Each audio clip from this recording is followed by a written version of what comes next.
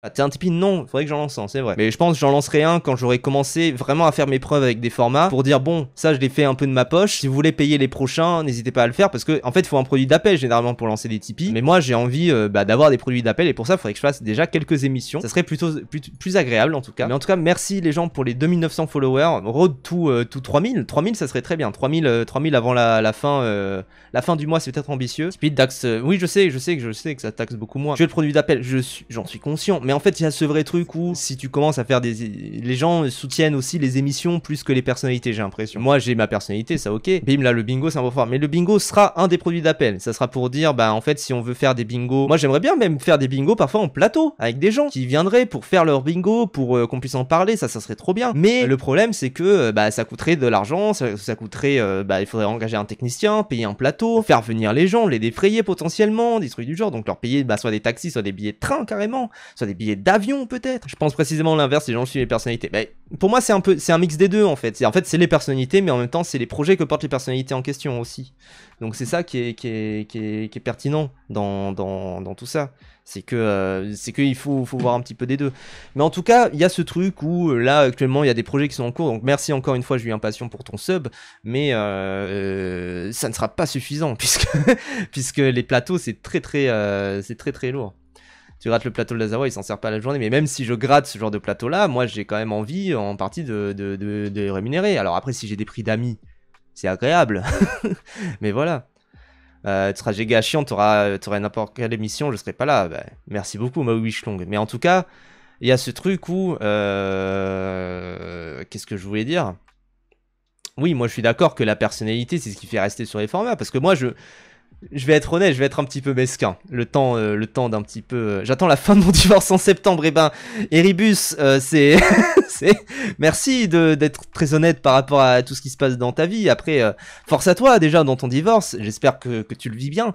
Mais en tout cas, voilà, il y a plein de... qu'est-ce que je voulais dire?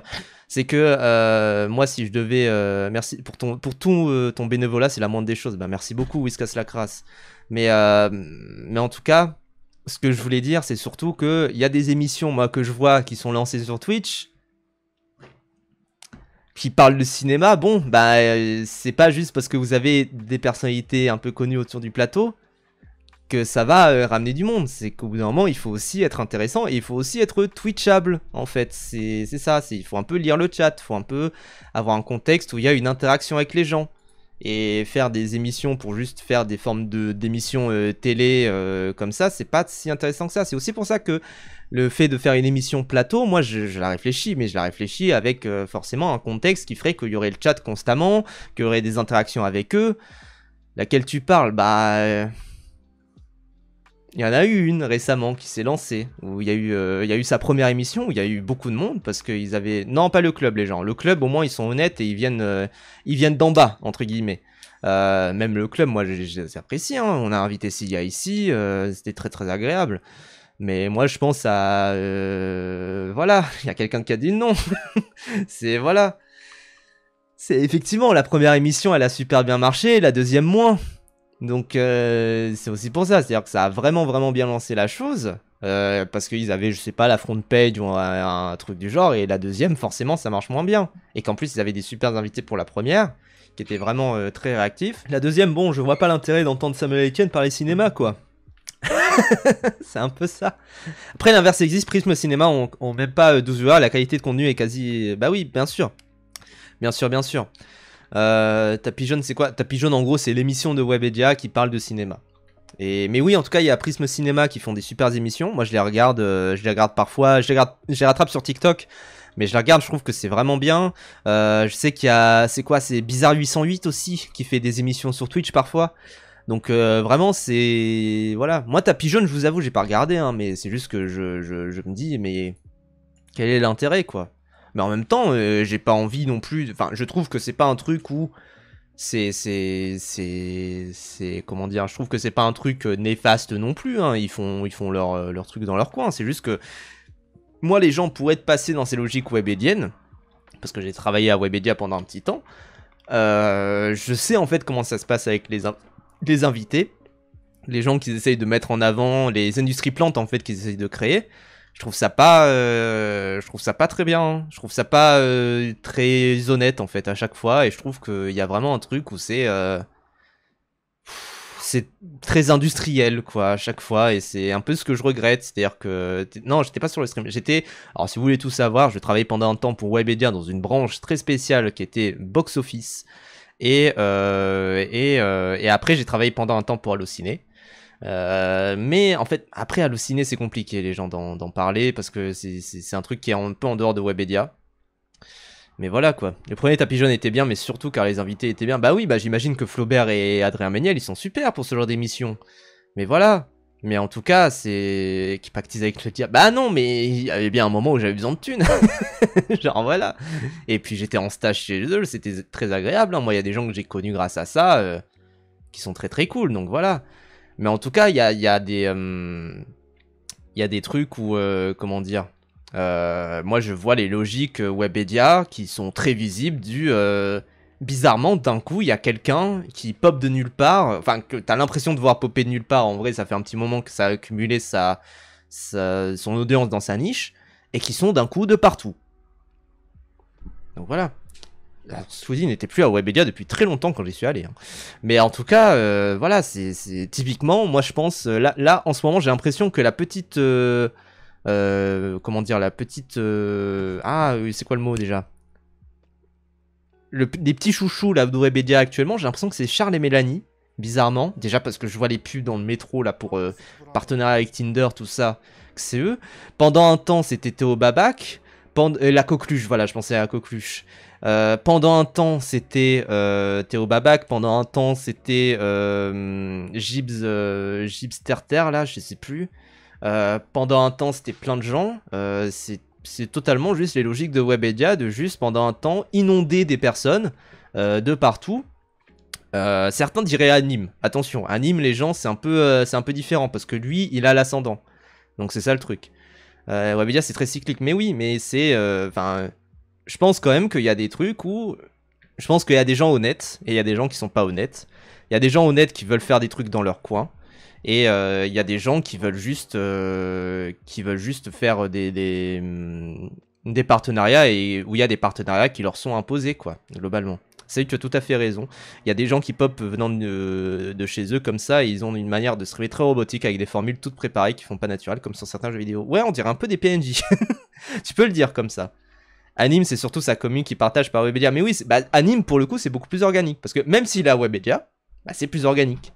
Mais je trouve qu'il y a des gens chez Webedia, c'est juste des produits d'appel, et c'est juste des sortes de... Enfin, pas des produits d'appel, mais c'est des industries plantes, quoi. Clairement. Et moi, je trouve ça un peu... Enfin, je trouve ça pas organique par rapport à la... Comment dire, à comment ça marche sur Internet, en fait, ce business-là. Donc bon... Moi, voilà, en tout cas, c'est ouais, des influenceurs. Après, oui, c'est le business des influenceurs, quelque part, hein, d'être comme ça, de faire des trucs de manière très cynique aussi. Je pense que voilà, il y a beaucoup de cynisme aussi. Moi, je l'ai vu, hein, le cynisme de certains à Webedia. J'ai vu aussi des personnes adorables. C'est pour ça que moi, je vais pas, faut pas mettre tout le monde dans le même panier. Webedia n'est pas une entreprise qui ne génère que des monstres. Il y a aussi des gens qui sont à Webedia, qui sont adorables. Moi, je peux vous dire quelque chose, c'est que j'ai tenu la porte à plein de gens quand on prenait les escaliers, tout ça. Il y a une seule personne qui m'avait remercié de l'avoir tenu la porte, c'était Rebeu des Terres, et c'est tout. Voilà, et sinon, à part ça, moi j'ai croisé quelques fois des gens, genre Inoxtag, il était adorable, enfin voilà. Et bizarrement, en fait, si vous voulez, moi j'ai un classement, mais je crois que j'en avais parlé avec Drapi.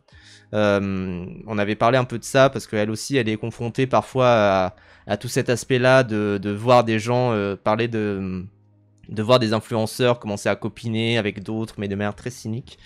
C'est que en gros il y a 3 catégories de gens.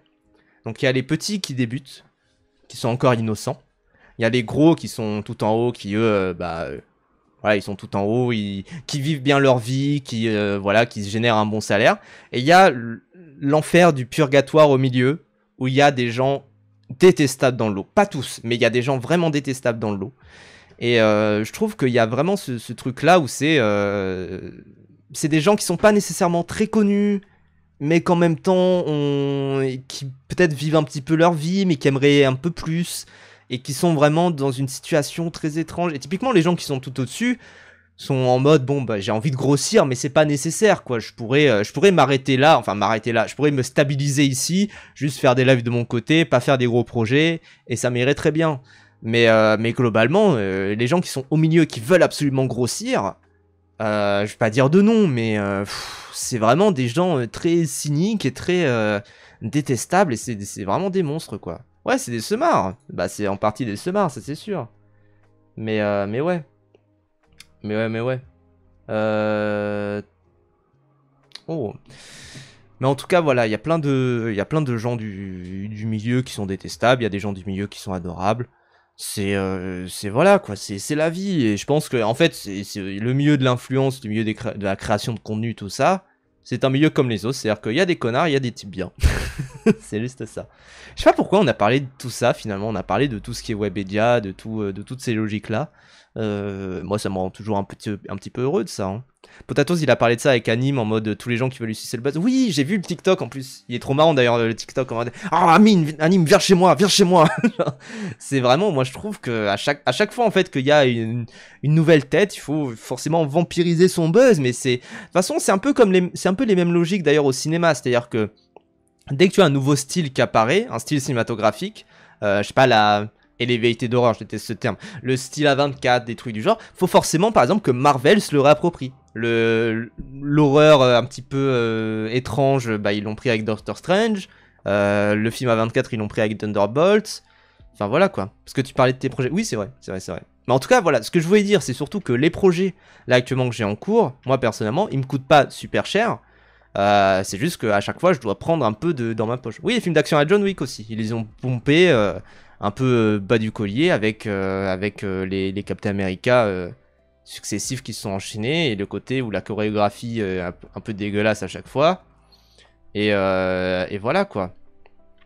Et globalement, qu'est-ce que je voulais dire ? C'est aussi que moi j'ai des projets qui sont raisonnables, je pense. J'ai pas envie non plus de faire un festival de cinéma, pas encore. Peut-être que dans 5000 ans, ce sera le cas. Mais voilà, mais peut-être que... Inch'Allah, mais... mais en tout cas, voilà. Il a 100% raison, on va le voir dans toutes les vidéos des gros youtubeurs fit and fun sans aucune raison d'un coup. Bah oui, bien sûr. Même Anime, je crois, a parlé de ça, du fait qu'il voyait que des gens étaient autour de lui, que pour le buzz et que ça l'agaçait. Bah oui, et c'est pas honnête, quoi. C'est vraiment pas honnête, quoi. Quand t'as fait le rack top 100 des films de la Disney, tu vas recommander Tangerine. Sans faire exprès, j'ai dit Tangerine avec un S, rien à voir, mais c'était très cool. Bah écoute, bravo à toi. Après là, c'est l'été, ça va se débloquer à la rentrée. Mais oui, bien sûr. Le PAF Festival, mais putain, j'avais même pas de nom et merci, tu m'en as donné un. En fait, faut que tu pioches parmi des gens qui parlent de cinéma correctement, qui savent en parler. Mais après, moi, le but, c'est aussi de ramener des gens, parce que moi, vous savez, le mantra ici, c'est tout le monde est cinéphile. C'est que je trouve que tout le monde peut bien parler de cinéma. Moi, je déteste les gens qui veulent cloisonner et dire non, toi, tu n'as pas le droit de parler cinéma. Moi, j'aimerais bien ramener des gens qui parlent pas nécessairement beaucoup de cinéma, qui parfois en parlent, qui disent ah, j'ai vu ce film-là récemment, j'ai trouvé bien, tout ça, mais pour un petit peu plus creuser, quoi. Donc voilà, venez voir mon... Non, j'ai dit, je pense le nom de l'émission, si je fais une émission cinéma, ça serait 24 fois la vérité. Donc voilà, ça me fait penser au pif. Mais oui, en fait, il faudrait que je nomme l'émission genre PAF, en mode Paris American Festival, un truc du genre. Quelque chose du genre. Avec AG en président. Mais si je fais un festival, c'est AG le maître de cérémonie, le président du jury, hein. Vraiment. Je suis sûr que tu trouveras davantage de bonheur dans ton chat ou des gens qui sont assez calés, bien mieux que les influenceurs. Bah, c'est ce que je fais depuis le début de ces émissions, hein, tu sais, Fabrice. C'est-à-dire que depuis le début de tout ça, je fais que inviter des gens qui viennent du chat. Là, samedi dernier, ou dimanche, je sais plus, on a fait un bingo avec des gens qui sont dans le chat. Donc voilà. C'est vrai, même si tu chies sur tous les films que j'aime, le reste, c'est que ça doit être bien. Bah oui, bien sûr. Bien sûr. Et putain, moi, pardon, j'ai des actus à faire, mais en tout cas, c'est une bonne discussion, moi, je trouve, en vrai, cette discussion sur le milieu de l'influence. Et peut-être que je vais en faire une VOD, je sais pas. J'ai peut-être pas envie d'être dans la sauce avec des gens, à voir. Mais en tout cas, ouais, les logiques webédiennes, les gens, je trouve que, en fait, quand tu commences à les voir, elles sont très très chaudes, quoi. Antoine Goya n'était pas dans cette logique avant, telle personne n'a pas le droit de parler ciné. Ah, peut-être, c'est possible, mais moi, c'est pas ma position, et pour autant, bah, on peut parler cinéma tous les deux, quoi. Ça fera un bon TikTok. J'y réfléchis, les gens, j'y réfléchis un peu. Mais en tout cas, ce que je voulais dire aussi, c'est la fête du cinéma. Je reviens là-dessus quand même, la fête du cinéma, du dimanche prochain, pas celui-là, celui d'après, au mercredi 2 juillet. Allez voir des films, pour 5 € la séance, vous pouvez aller voir un peu de tout, et voilà, quoi. Après, il a fait évoluer sa personnalité. Bah oui, bien sûr, son personnage, il a évolué aussi. Et je pense que voilà, il y a des choses qu'il dirait, même il réacterait en son ancien lui. Parfois, il serait pas d'accord. Mais tout comme moi, je pense que juste en 1 an et demi de stream, je revois des streams d'il y a 1 an, je suis peut-être pas forcément d'accord. Mais même sur des goûts, aussi parce que ça parle de goût de cinéma. Donc voilà.